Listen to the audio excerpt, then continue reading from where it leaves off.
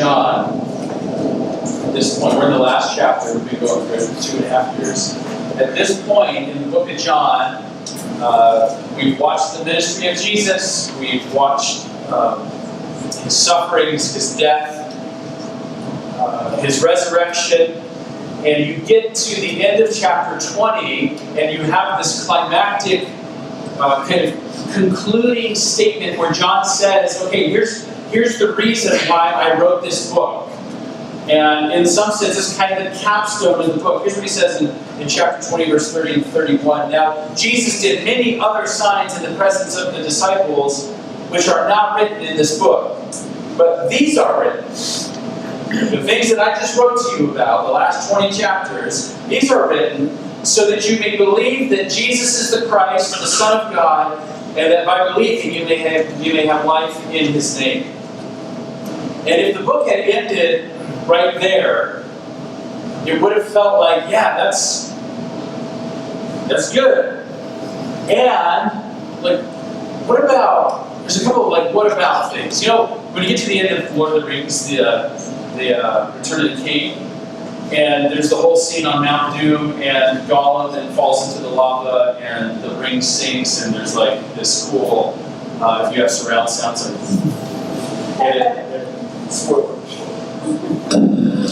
you know, you can like feel it revert. It's better than that.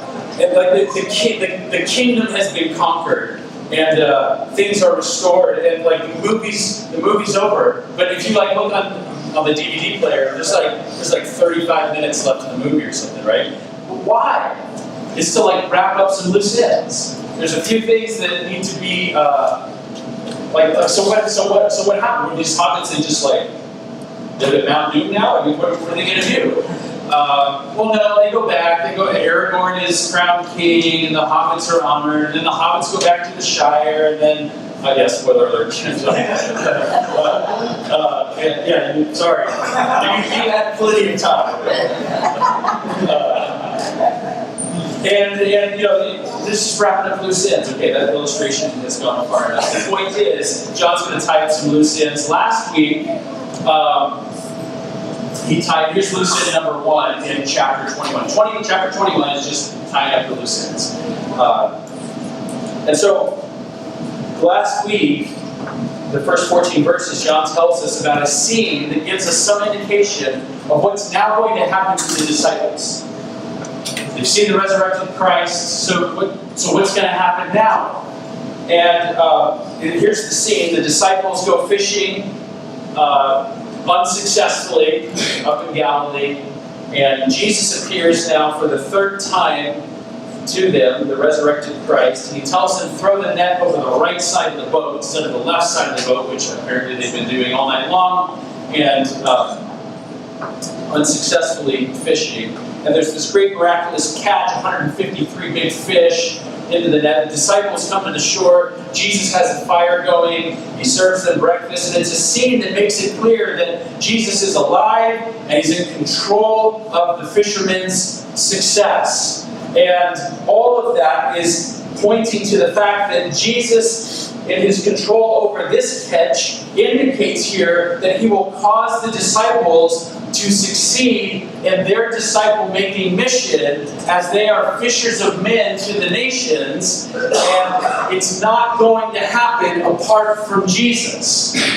The mission will, in fact, be successful. Jesus will tell them what to do, and there will be fruit. He's going to cause them to succeed. He's going to provide specific mission directives, which will then lead to mission power, and in the end, mission fruitfulness. That's the picture that's being painted as these guys go fishing. And it's here on the beach, around the charcoal fire, that another event takes place, an event that ties up a second loose end that you may be wondering about if you have read through John's Gospel. Hey, whatever happened to like the situation with Peter and his denial of Jesus? Did they ever get right on that, or is that kind of what happened to the hobbits afterwards? What happened to Peter and Jesus? Well, here we go. It's a scene here, verse 15. when they finished breakfast, Jesus said to Simon Peter, Simon, son of John, do you love me more than these? He said to him, yes, Lord, you know that I love you. He said to him, feed my lambs. He said to him the second time, Simon, son of John, do you love me? He said to him, yes, Lord, you know that I love you. He said to him, tend my sheep. He said to him the third time, Simon, son of John, do you love me? Peter was grieved because he said to him the third time, you love me. He said to him, Lord, you know everything. You know that I love you. Jesus said, feed my sheep. And so after breakfast, all the disciples are around. Jesus has this public discussion with Peter around the charcoal fire. Do you love me more than these? Probably these. Do you love me more than these disciples love me? Do you love me more than these guys? And Peter's been pretty bold in his willingness to affirm the level of his devotion all along. You may remember in chapter 13, on the night that Jesus was betrayed, he said, I will lay my life down for you. So he is willing to go out on a limb and declare his love for Jesus. And Jesus is saying, Peter, you still love me with great affection?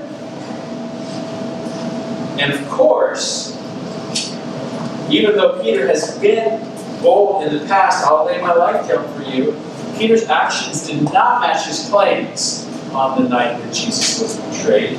In the courtyard of the high priest, Peter had stood warming himself around a charcoal fire. John told us. Standing with the enemies of God,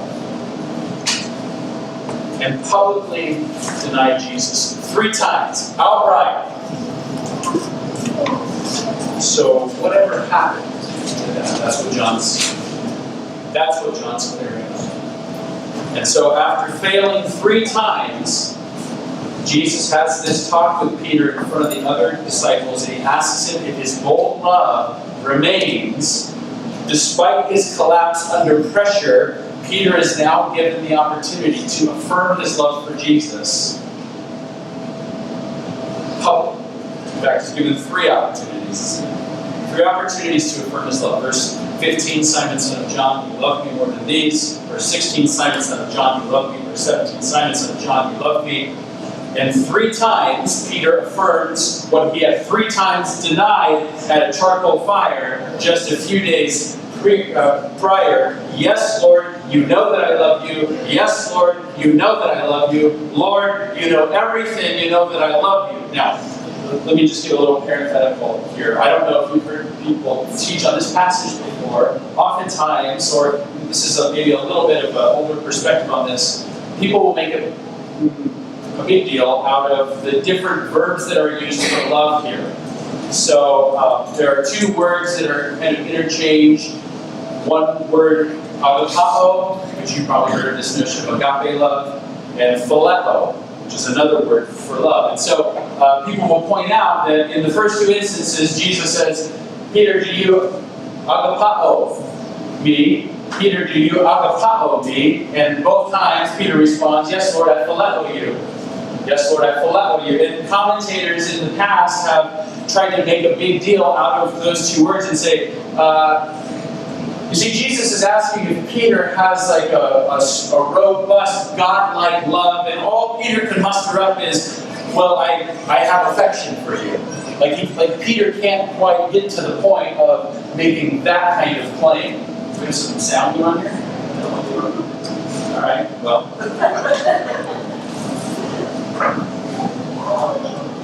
The reality is, those 2 verbs are interchangeable. It's kind of like the word want and the word desire. What do you desire? What do you want? If somebody said to you, hey, what do you desire? And I said, you go to Five Guys, Burgers and Fries up here. And the guy says, hey, what do you want today? You say in your very formal way, I desire a hamburger and fries. They're just interchangeable. They're just used synonymously. The point here is not, like, in other words, we don't have to read into the technicalities of those verbs, and I wouldn't even bring this up if I didn't think that maybe some of you have been heard teaching on this passage before. I don't think that the big deal is the verbs that are being used. The big deal is that Jesus gives him 3 opportunities to affirm his love after having publicly denied Jesus on 3 occasions. And so I think that's the big deal here. And in response to those 3 affirmations, which Peter does give, right?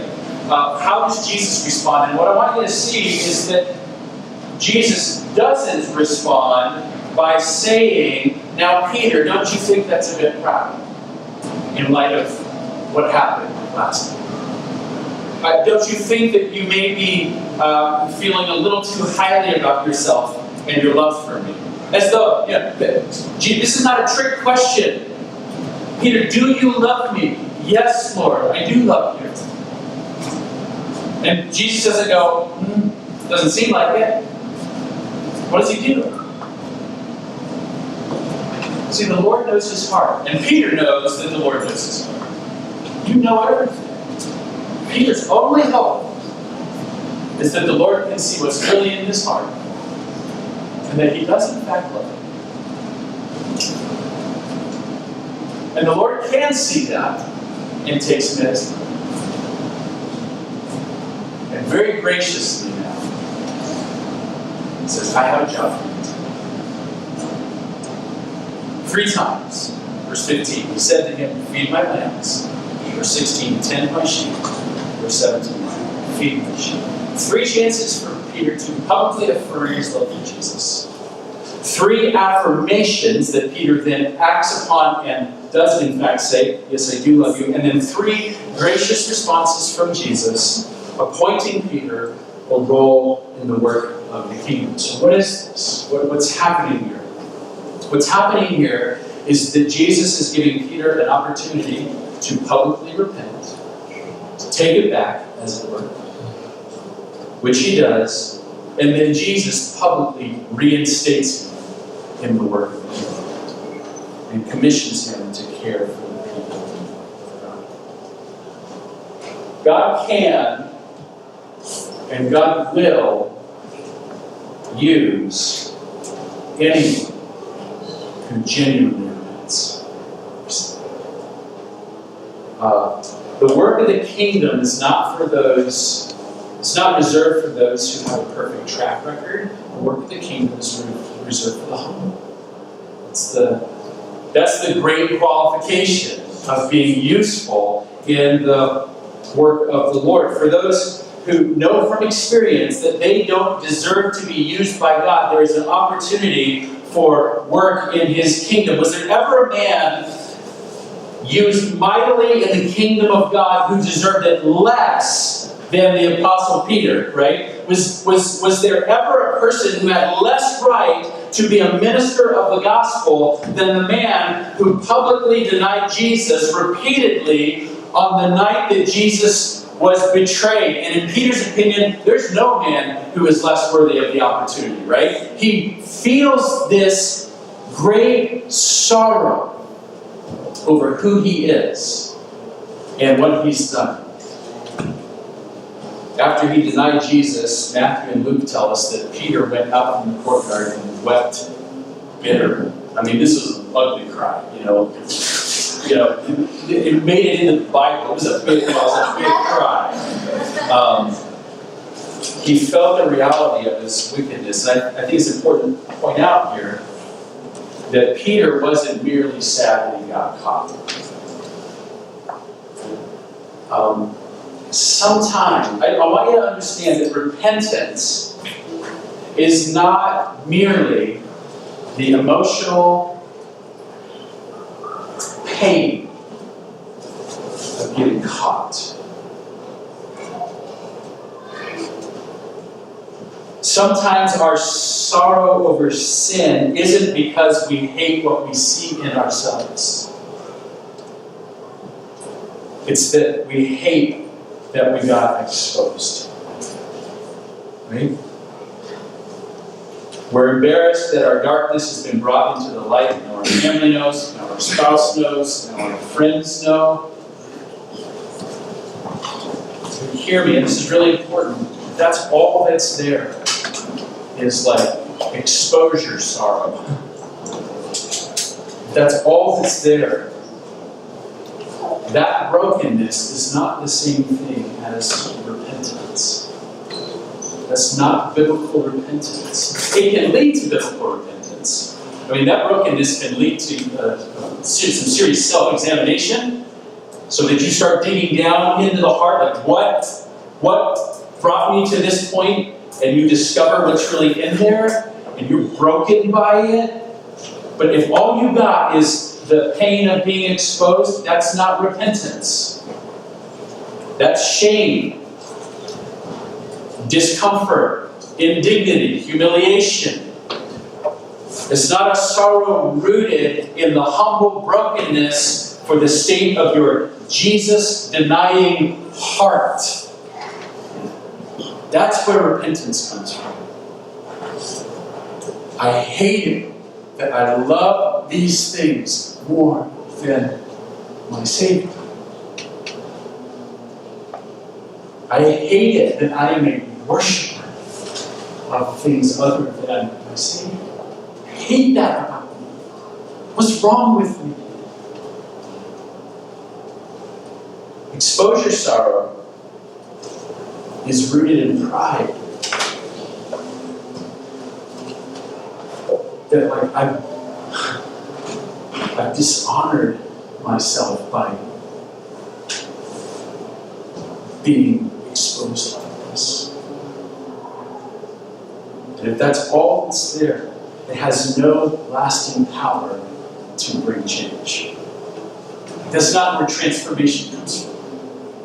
Because the heart hasn't really turned yet. You're still in love with the sin. You still want what you were going after when you got caught. There's no lasting change in that. Repentance is, first of all, a turning of the heart away from the poison back to Jesus. True repentance isn't harboring the secret dream that you wish you could still give yourself to the craving. Repentance is the internal disgust over the brokenness, and it leads to bitter weeping over who you are and what you've done. That's what happened to Peter. He hated that he had turned from Jesus because he loved something more than Christ. What did Peter love more than Christ? Peter. His own life. His own will. So much he loved his own will, his own life, that he would deny even knowing his rabbi at the moment of his greatest trial. Peter saw his heart and he was disgusted by it. And that is a man or a woman who can be used by God. That's the prerequisite. And I know it's not sexy. I know it doesn't seem like intuitive and appealing that in order to be used mightily by God in His mission, we need to be broken by our sinfulness. It's not intuitive to conclude that. Humility and confession and repentance and dependence are keys to being a vessel for God's power. But realize what I'm talking about here is I'm not saying you need to be insecure and timid and self-conscious and apprehensive and easily frightened. I'm just talking about being self-aware. Do you know who you are? Biblically, have you allowed the Bible to diagnose the state of your heart? Are you repulsed by the cravings that you sometimes see in yourself? Do you know that you don't deserve to be used by God at all? I mean, do you really know that? Do you believe that? Have you come to terms with it? Are you in awe of the fact that God would use you? Only broken people understand that the only reason I get playing time on the field is that I have a Savior who is rich in grace and mercy. It's the only reason. Because unless you come to terms with that reality, unless you see that you are a sinner saved by grace, fragile, broken, idolatrous, you'll think the reason you get playing time is that you've done a pretty good job and you got skills. And if you think that you get playing time because you've done a pretty good job and you have skills, who will get the glory when God moves? You will, in your own heart. And so you're not using it because you're proud. God opposes the proud, doesn't he? And gives grace to the humble. I'm telling you, there is no power for ministry. There is no grace for ministry unless you're humble. Because God is opposing you.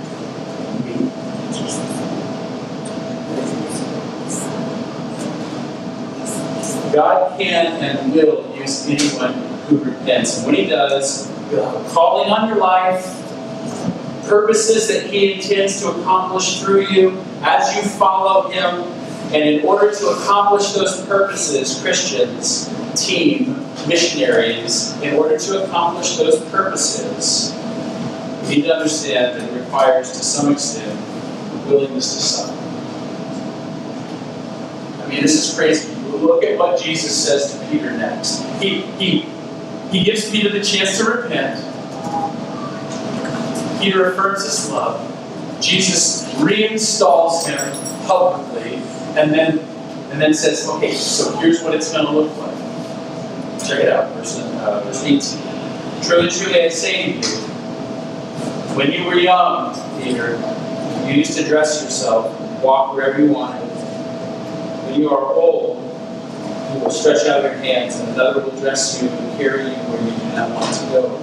This he said to show by what kind of death he was to glorify God. And after saying this, he said to him, follow me. There's a lot packed into those two words, huh? Follow me. Jesus is explaining to the recommissioned Peter now what the assignment will ultimately entail for him. Following Christ is going to require for him to live with a different mentality than the one that he grew up with. Here's what it was like when you were young, Peter. As in, probably something like before you were walking with me. Here's what it was like. There was a type of self-determined lifestyle. You, when you were young, used to dress yourself and walk wherever you wanted. Peter wasn't under the reign of Jesus at this point in his life. He was under the reign of another king, a king named Peter.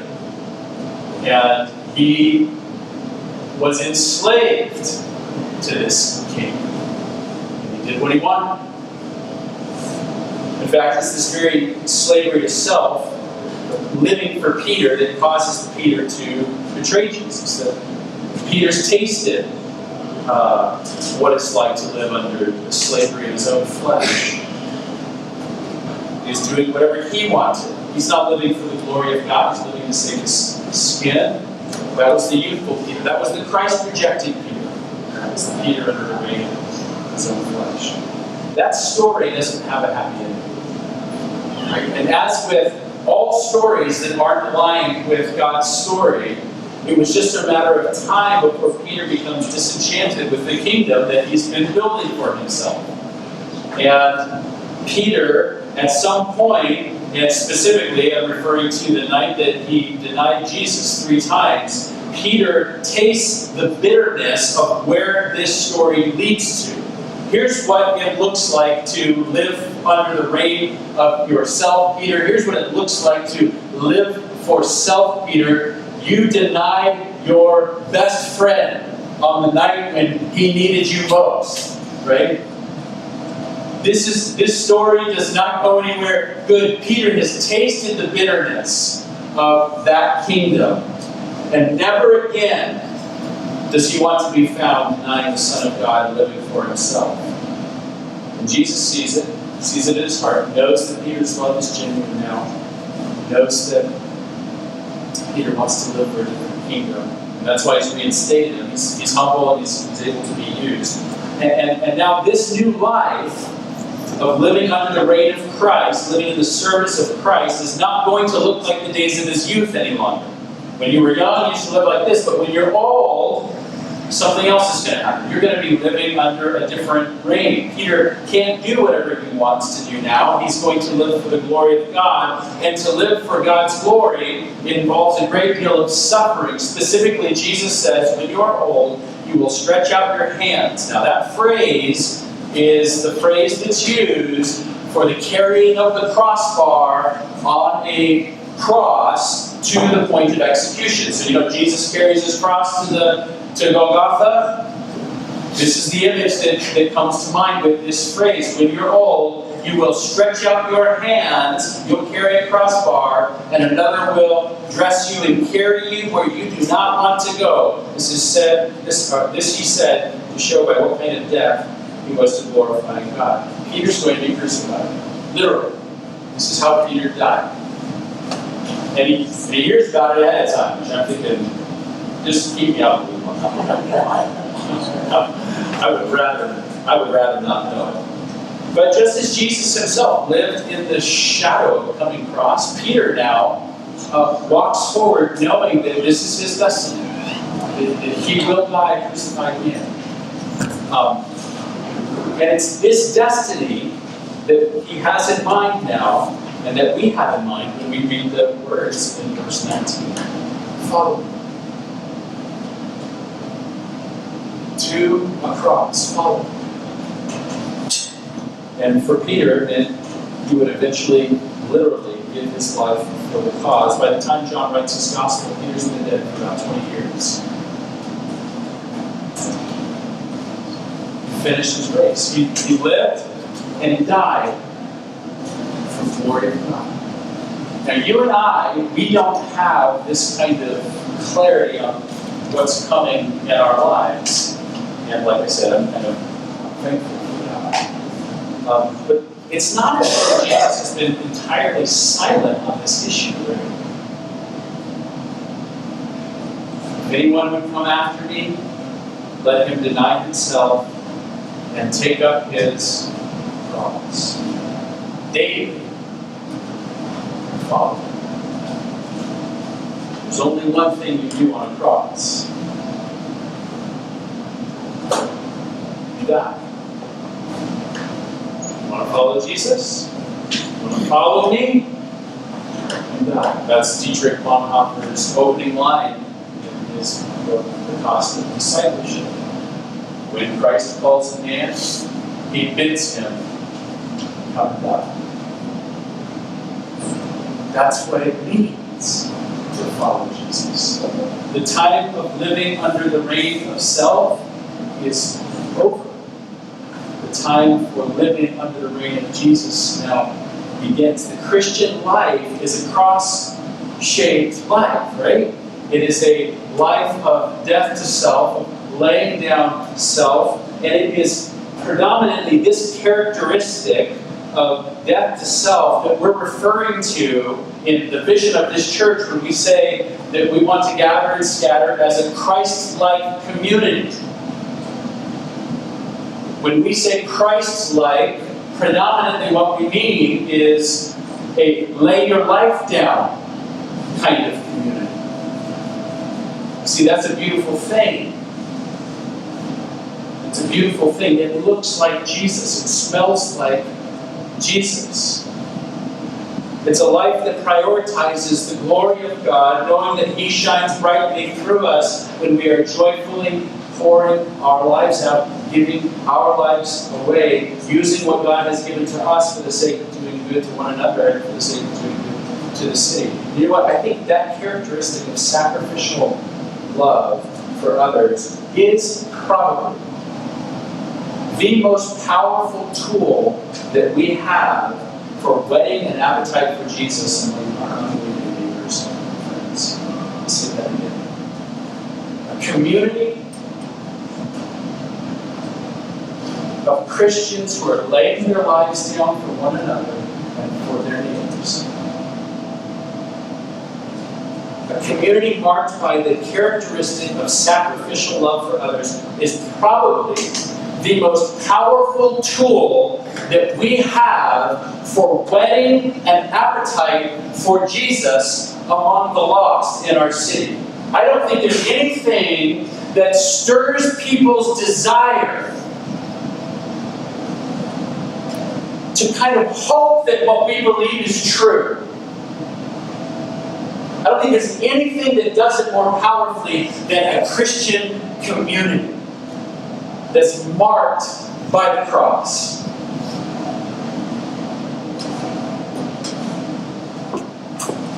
You see, oftentimes, and especially I think in a culture of skeptics, and that's what we're living in. We live in what would be described as a post-Christian culture, meaning that at one point Christianity set kind of the template for what people embraced and for what people thought was good and healthy. No longer. It started on the coast, it's moving into Middle America. You better believe it's in Fort Collins. We live in a post-Christian culture, and it's full of skepticism about whether or not what we offer in our message will provide any sort of satisfaction. I don't think so. I don't think it will. That's the posture of our culture right now. I don't think what Christianity has to offer supplies what I'm looking for, or anything good for anybody. We live in a culture of skeptics, and oftentimes the facts of our faith won't even be considered until the beauty of our community is appealing to people. So that even though they may not believe what we believe, they kind of want it to be true. Because they see something so beautiful in the way that we do life together in this city. We had a birthday party just last night for Amy. There are several people there who were not believers, not plugged into churches, and I heard this comment: "You guys are really cool." What is this? Something smells good. You know what that person is? You know what's happening to that person? It's kind of happening to me right now. They're thirsty. It's making them thirsty. What's making them thirsty? Not the facts of the gospel. Not yet. It's a cross-shaped community.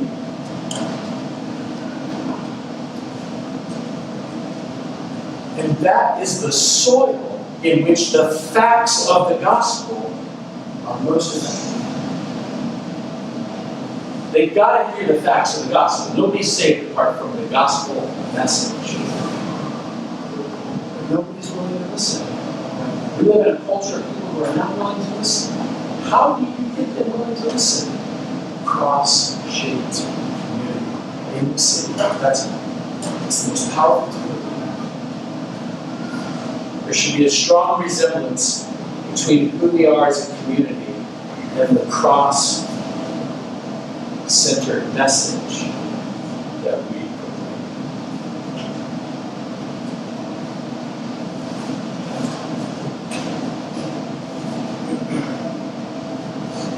And if we're going to do that well, going to do that kind of community well, you have to know it involves some suffering. It involves some dying to self. It involves some laying down of your life. Jesus said in John 13, "Just as I have loved you, you also are to love one another. By this all people will know that you are my disciples if you have love for one another. Just as I have loved you, you got to do this." Now, how did Jesus love us? I'll tell you this, it hurt. It hurt. That's how we got to love one another. We got to be willing to hurt for one another. We have to be willing to die for one another. That's the kind of love that makes the world look at us and say, those people are followers of Jesus, like real followers of Jesus. You can tell because they kind of look like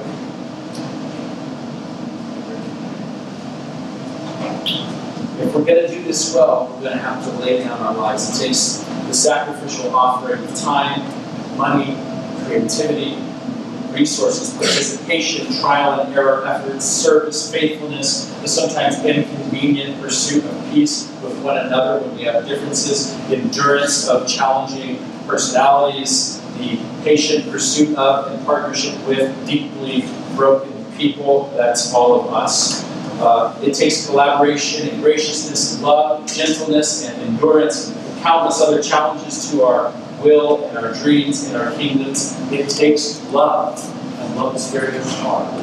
In the words of Nazareth, or was it war? Love hurts. It hurts. It's hard. What will you have to sacrifice for the sake of the mission? What are you going to have to sacrifice for the sake of being part of a community in the city, compelling the city toward our message by the way you lay your life down? What is Jesus asking you to lay down? Maybe some of you have some specific things in mind. Has God been working in your heart this morning and telling you you need to die to some things?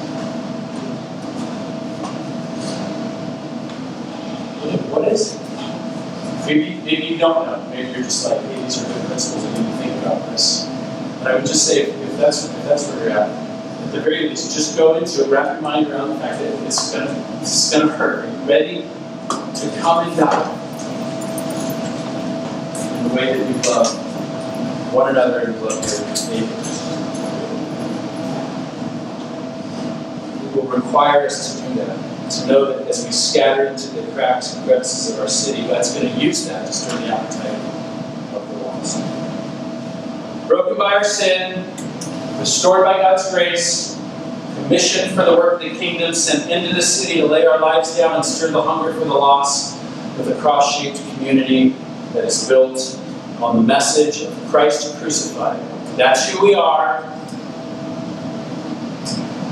And so I say, let's embrace it, let's run for it, for the name of Jesus.